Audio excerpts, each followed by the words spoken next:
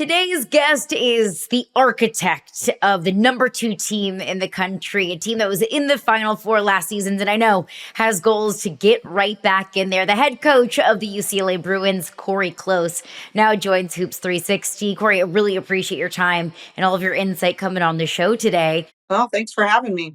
Yeah, absolutely. Your team now 23-1 at the time that we're recording this show, undefeated in the Big Ten. I know that every game and every week, every month of the season ebbs and flows. You learn new lessons about your team. So where things stand right now, what would you say is the identity of your team? The identity of our team, I think, is actually just staying in the present. We are, in a situation where we don't want to look too far ahead, and we don't want to get caught up with anything that's happened in the past. And I think there's so much danger with the expectations or worrying about outcomes. And so I know it sounds like coach speak, but I really think it's the key to our year that we are just going to stay really focused in growing and giving to each other day by day and trying to stack those days together. Understanding that you want to stay present, like we can't talk about UCLA without that Final Four run. And I think you took a few days after the loss, but heading into this season as a coaching staff, like what have you taken from that experience that has helped you through this one? Well, I think a couple things. One is, just what does it look like to handle distractions at that level? I mean, it's just a whole different ball game. And then you add the transfer portal was open at that time. There's just all kinds of things that were potential distractions. And I think that, I know how to lead through that better. I think that until I know how to lead through it, I can't expect the players to know how to operate really well through that. So that's one piece of it. And then just the margins, are so thin. And so what got exposed in us in the Final Four, and specifically for us, defensive rebounding was a big one. And then how many times we turned the ball over, and then some focus things on the scouting report. And I just think, there's Coach Tosh on our staff calls them nervous system moments, like you can know it intellectually, you can even have it in your heart, but until you get to experience it with the adrenaline, the pressure, all of the things that come with that environment, you have to sort of understand what that looks like. And so I think we're more equipped to be able to not only tactically and some of the things that I mentioned, but also just in the nervous system moments. I think we're much more prepared this year. Yeah, it's very true. Yeah, they always say pressure is a privilege. And that's definitely what your team is experiencing this year. And I know that the expectation every year, the goal every year is to win a national championship. But does it feel like this year with Lauren Betts, Kiki Rice, Gabby Hawkes, so many members of your core in their final year of eligibility, does it feel like there's more pressure this year? I think there can be. I think there's definitely more danger to internalize pressure. I think there's more potential to be distracted by other people's expectations. But I always say that if you have your eye too much on the goal, or that means you only have one eye on the process of what it actually takes to get to the goal. And I just think that's a real. Nick Saban used to say, outcomes are actually a distraction, and you have to surrender the outcome and actually fall in love with the process of what it takes to become great. But I have to talk to myself. We have a phrase, you got to learn to talk to yourself rather than listen to yourself, because if you just listen to yourself, you start to internalize all of the expectations, like it's championship or bust, or, if they don't do it this year, that's it, or whatever else. And first of all, that is not my largest commitment to win a national championship. My largest commitment is to help and teach, mentor, and equip these young women for life beyond UCLA. And my true mission is to help them be the best versions of themselves. I always tell them there's only two things that stay with you for the rest of your life from these 4 years. And that's who you become and who you impact. Banners hang in gyms and rings collect dust, but you get to keep who you become and who you impact forever. And so I really am and I'm trying to model that myself. Literally last night, I was having a little pep talk with myself. Hey, Cori, remember your why. Remember why you're doing this. Remember what your true convictions are, and what you've promised these families you would lead through. And so I do agree that this is the most talented team I've ever coached in my 33 years. There's incredible potential. I believe that we're not even close to playing our best basketball yet. We're just trying to fight for a little bit more growth every day. But it's obvious that we have an incredible amount of potential to hopefully have the opportunity to compete for a national title. That aspect of talking to yourself versus like letting your thoughts run it is so interesting and definitely matches with everything we know about you as a coach. But when did that begin for you, and how do you implement it, and how do you implement it with players? Because I know, thinking of myself, like it can be so easy to spiral, and you really at the beginning have to be careful about telling yourself not to. Yeah, we work at it every single day. Just like we work on our defense every day, or if you're trying to get stronger, you go to the, gym to, lift weights or whatever.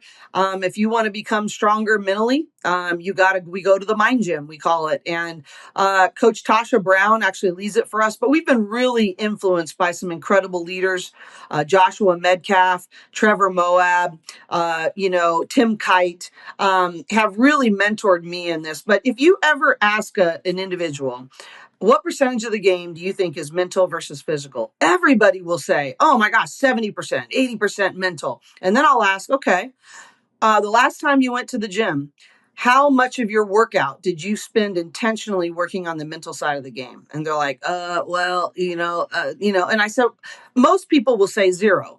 But then I say, well, why not? It's because they don't know how. It's a skill. And so, it starts with awareness. You're talking about self-esteem. We always say you can't outperform your self-image, but it is truly, it's not mind hope. It's not mind maybe. It's mindset for a reason. You have to set your mind there every day if you want to have a strong self-talk, a strong view of yourself. And so, it's something that we literally start every day with, that we are either doing one of three activities. Well, we're either writing down 7 things we're thankful for the last 24 hours. We're either doing 7 I will statements or I am statements, or we're watching our visualization clips of things we want to, they're doing it right over and over again. And we do that 3 minutes to start every single day because we think it's a discipline. The other part that we try to do at the end of every practice is we say what went well that day, because nobody goes home and goes, man, I was on fire today. I was just playing out of my mind. I'm amazing. What do? You go, oh, I turned it over. Why was coach yelling at me? All of these things. And that only just actually makes it more likely that you're going to repeat those mistakes the next time. And so we end every practice and we encourage our players to write these things down before they go to bed, to write down things under their control that went well that day. I know that was a long answer to your short question, but it's just we're really passionate about it. And our players that are in the pros, or more importantly, just professionals in life, they usually come back and tell us it's one of their most transferable skills they've gotten to life beyond sport even, but also even as professional athletes. I was just thinking, I'm going to steal that for myself. I'm going to do that before I go to bed for myself every day. So it's a great tool. And also physically writing it down makes a difference rather than typing it out on a laptop or a phone or just thinking about it mentally. Yep. And so much of this grind of the season, going throughout the postseason, is mental. But there's also a big physical side of it as well, obviously. You talked about in your postgame press conference after that win over Michigan, you talked about how you were intentionally subbing to save your body. So you as a coach, how do you balance that? How do you balance making sure that your players are conditioned for the grind of the tournament versus making sure nobody is overexerted or hurting themselves? Well, I think I have incredible strength coach and, a whole AP team that really does an amazing job. So we track everybody's load. We have these things called force plates that they jump on, and you can measure how your body's responding to impact. And so it gives you triggers of like, hey, this person might be a little bit more at risk right now. They're maybe overcompensating one side or the other. We don't treat everybody the same. same. Coach Wooden used to say the biggest form of partiality is to treat everybody the same. They're not the same age. They don't have the same wear and tear on their body. They may be battling different things. Lauren Betts, for instance, has these long levers. And so at 6'8", that not everybody has to deal with. And so sometimes her recovery is a little bit different. So we try to be very individualized, but also we have a team with 6 seniors. So I've had more off days this year than I probably have in the last 5 years, just because number one, they know how to prepare mentally better. But number two, physically, I just don't want to beat them up. I want the best ability is availability. And so I want to have our team really available at the highest levels. And so have been very intentional about recovery, rest, nutrition, all of those things. But I also really trust our team. And so they do their work to get their film study in. They're proactive about their extra workouts. They're watching their visualization films on their own. And so, for that allows me to have some flexibility. For instance, on the road, we had one of the Big Ten schools that I will remain nameless will go, I cannot believe that you guys take 2 days off every week. No one does that, and I was like, well, we have a group that knows how to prep 1-day preps, and they know how to be mature in that way. So, I just think every team's a little bit different and every individual is a little bit different. And so we just try to have to meet them where they are. You mentioned Lauren Betts in that. So much of what you do and have done for a couple of years now runs through her on both ends. How have you seen her game progress, or what is she really focused on this year, knowing that it's her last at UCLA and the pros are coming up? I think it's been really fun to watch with her is that I remember we had a really long conversation after last season, and she was really frustrated of how we performed in the Final Four, as was I. And, talking about how we really needed her usage rate to go down. And I wanted her to focus on efficiency and getting her teammates more involved so that when teams took certain things away, that we weren't all just staring at her to go make a play. And, that's easy to talk about in the spring when you're disappointed and you can see it. But then when it happens the next year, it's like, oh, wait a minute, I've got all these players. And what I have been really proud of her about is that her usage rate is down, but her efficiency rate is way up. And she's affecting winning in more ways. So her assist rate is per touch is really high this year. The way she's switching and keeping guards more in front of her and playing defense away from the basket more, as well as being able to do, great work as a rim protector. And so I think, that sometimes can be scary. And you have your own individual goals at the same time as, of course, the main goal is the team. But I've just been really impressed with the selflessness she's chosen in that, and that she's really willing to do whatever it takes to help our team win. And I think empowering her teammates is part of what we needed from her this year, and for her to focus on just efficiency. Yeah. When you're game planning, how much comfort do you find in thinking to yourself, we've got 6'7" Lauren Betts and you don't? Over and over and over again. She covers a multitude of sins. We always say, and honestly, sometimes I tell our other players, like, you guys are, really lucky that Lauren's covering for us because, and I think sometimes I've really challenged our guards. Don't make Lauren do that. That's not fair. Don't make Lauren have to rotate as much as we are. Take more pride in your individual defense. But it is remarkable how many ways she helps us get stops. And she's a unicorn on the defensive end. I mean, she is so quick laterally. She's light on her feet. She's got long arms. She has a high basketball IQ, so she anticipates instead of reacts. She defends without fouling. I mean, just think about all those things that just rolled off my tongue. I mean, she's a generational player, and I'll probably never, coach a player exactly like her again. It feels like the paint is always off limits when she's there. Yeah, you can see people, they wild, start really. to go in and they see her and they're like, oh, never mind. And so, yeah, seriously, me too. But yeah, we're really lucky to have her, obviously. On that note of her just kind of maybe covering some stuff up, your lone loss is to Texas way back in November. Yeah. But at that presser, you said you had been harping on the team about some things that needed to change. And maybe that loss would be what prompted change out of it.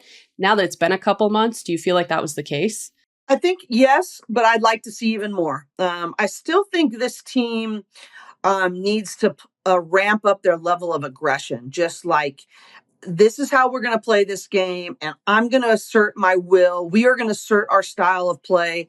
This is just how it's going to go. And I do have a lot of respect for how Texas plays in that way. You know, they just play a certain way, and so you have to match that. But I think defensively they really exposed us. Our team could get frustrated about not scoring, but that just exposed that their identity was on the offensive end, and they needed to switch that around. We would not have had so much trouble on the offensive end if we didn't allow Texas 45 points in the first half. So I think it really established to us that, and I think it really struck home. We talked to our team, leading up to that, quit thinking you're just going to outscore everybody. We needed to be a team that knew how to get stops consistently. And, Texas exposed in us that we weren't living that out. And so we had to really do that well. And then I think the other thing that I think we haven't made as much progress as I would like is just valuing the ball. We are a very high assist team.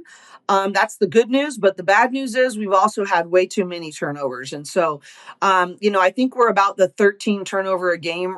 We'd like to get that down to 11 or 10 per game by the time we're going into March. Kind of piggybacking on that Texas game, I always hear from coaches or players who have played their respective sports for a long time that culture and identity is really easy when you're winning. It's difficult when you're losing or when you're winning through adversity. Just had a close win against a really defensively tough team in Michigan that kind of took you out of your style of play a little bit. Yeah. What do you feel like you learned after that close win?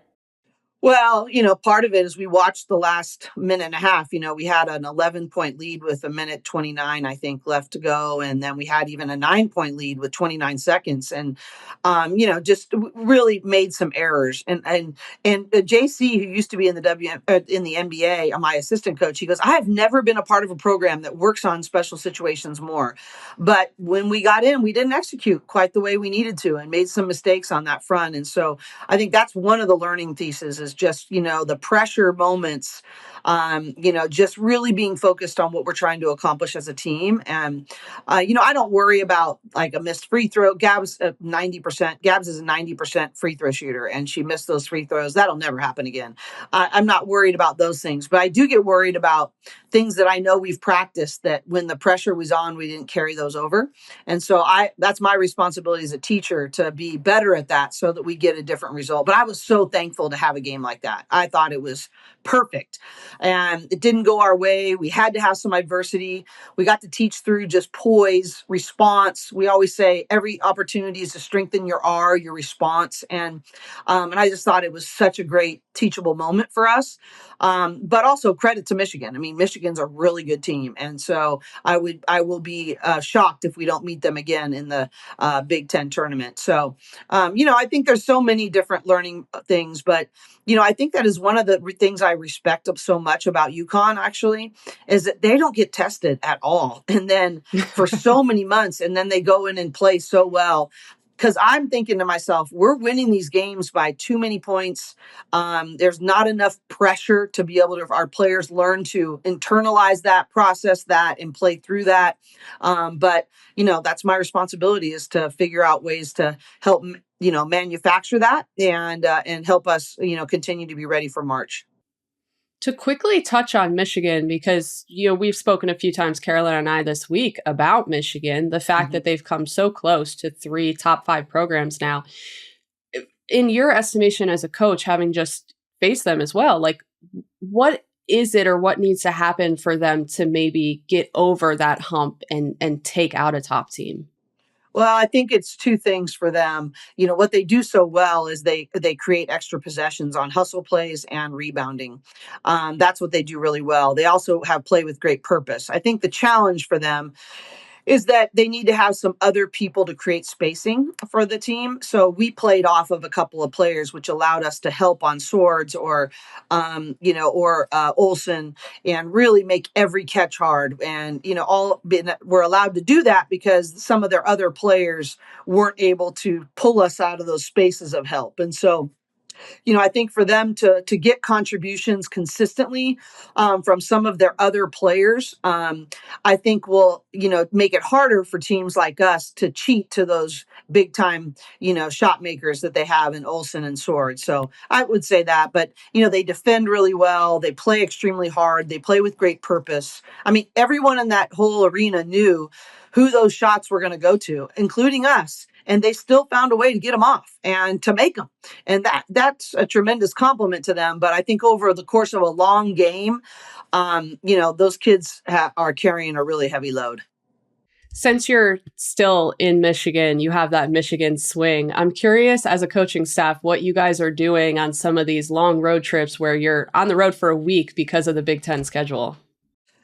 Thankfully, our administration has really helped us create a great environment. We usually try to do something fun on one of the days, just nothing to do with basketball. Mm-hmm. We didn't do much here other than we watched the Super Bowl at a restaurant and, some things like that. But every time we try to look at it a little bit different. We are in midterms this week. So we have a director of student athlete success. We bring tutors, we bring learning specialists, we bring, trying to make sure that we're on top of things, because in a quarter school, we're in final exams during the NCAA tournament. So really being proactive on these fronts is an important deal.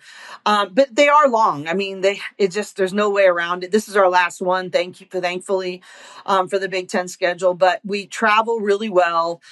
We charter, with big planes where our players can sleep, and, we're able to take care of business that way. I think we're given every resource we can to be, able to perform at a high level, even with the challenges of traveling to the East Coast. But the reality is, everything from nutrition to hydration to how we sleep, time zones, everything has had to be planned out and meticulously maximized, because there are great challenges associated with this Big Ten travel schedule. Long road trips, plenty of opportunities to learn how to crochet or do some Sudoku puzzles. I think there's some serious card games going on, some serious TikToks being had. Oh, yes. New season things. Of Bridgerton is out. There you go. All of the above. So it should be pretty fun. We make the most of it. I think that you tend to value your chemistry at another level, but you also have a chance. They tease me because I love to do team bonding and all the different things. But I said, all right, make me a deal. One meal on every trip, I get to determine questions that everybody at the tables get to answer. Mm-hmm. And so we do a little bit of that too, and just try to build connections and be good teammates to each other. Yeah. You've been so generous with your time, but I do want to ask you before we get you out of here, as someone who has been such a proponent for growing the game, the coverage of the game, how we can be better and build the world of women's basketball. What's next? What do we need to be better at in order to make this game better? That's a great question. Thanks for asking that and caring about that, by the way. I mean, I think things like this are really important, just to continue to do the work and the time to let other people know what's sort of behind the curtain of these programs. I think my number one thing would be storytelling. I've been like this team had, and of course I'm biased, but there are so many amazing stories that aren't being told. And believe me, Sienna and Lauren Betts are a great story. Kiki Rice is a great story. But if you knew the journey of Charlize Ledger-Walker, or a first generation from Serbia, her family, and Angela Duglic, and just the things that these kids in their journeys have gone through to get to where they are, and Gabs and her brother and her family, and being just from Camarillo and what that feels like. And 7 years old, she wrote down that she wanted to go to UCLA and gave it to her teacher, and now she's living it and what that's been like. And there's just, the list goes on and on. But the reality for me is that most people don't know that. And I would ask, I knew it was a few years ago, I don't know what the exact percentage is right now on linear sports. What percentage of linear sports are of women right now? A few years ago, it was only about 4%. We're still that way. I think it has gotten better. I don't know the exact number now, but I can almost guarantee you it's not proportionate to the growth we've seen. And so if we're out drawing or like out viewership, I don't know, that's not a word, but for the men's Final Four to the women's Final Four, 2 years in a row, you would think that we would have more coverage in some of the different outlets or the newspapers or news, different coverages on sports. And it's gotten better, but not proportionately at the level that I think it can, given the growth that we've seen across so many women's sports. So thank you to you guys for doing that right now. On that kind of similar note, you've always been very vocal on growing the game. You spoke about transfer portal throughout, and you mentioned it today again, too. When you talk about building on the momentum of this game in terms of that kind of like more issue, what are you focused on there? Yeah. What do you want to see happen as the game goes forward? Well, it's hard because part of the way I love the growth of the game, and that's been amazing. But some of this new landscape, I'm not a real fan of because I think NIL is long overdue. I'm a big proponent of that, but I'm a big proponent of it in the spirit of when it was supposed to come about. We just have no boundaries at all. There's no salary cap. There's no competitive equity. And what's happening is the people that are losing, I'm worried, will slow down the growth of the game because it's shutting out high school athletes. It's really taking away their percentages of opportunities. And I don't like it. And you see less 4-year development situations. And that being said, I have a responsibility to keep our program at a championship level. And I don't think I can do it with just freshmen anymore. So I'm recruiting a much lower percentage of freshmen. And then I'm committed to doing a certain percentage of the transfer portal. So for instance, this year, I know I'm losing 6 seniors and I'm not replacing them with 6 freshmen. I'm really meticulous about going, okay, we're probably going to sign 3 to 4 freshmen, and then we're going to sign probably 4 to 5 transfers, and we have no interest in rebuilding. We really are intent on reloading. And so my responsibility is to adjust in the landscape that I'm given. And to lead well no matter what. But the reality is, I have to do that whether I like it or not. But I do think we need to be really careful that we don't crush our game by being too greedy, by not having good boundaries and infrastructure. I'm really pulling for the WNBA right now to come up with a CBA that's going to, help us continue to build the momentum of that league. I just think, when money comes in and greed comes in, you have a danger of losing what's really special about the growth of the sport. And I'm hopeful, but I'm also, I'm really, I'm warning people, like, we have to make hard, right choices in order to protect the true integrity of our game and as well as the growth of our game. And if we get greedy and we get too selfish, we're going to lose that before we know it. I've said it before. I'll say it again till I'm blue in the face. The life of a college coach has never been more difficult than it is right now, but you make it look easy. So, UCLA head coach Cori Close, thank you so much for your time, all of your insight, and really appreciate you for stopping by the show. Yes. Thank you so much for having me.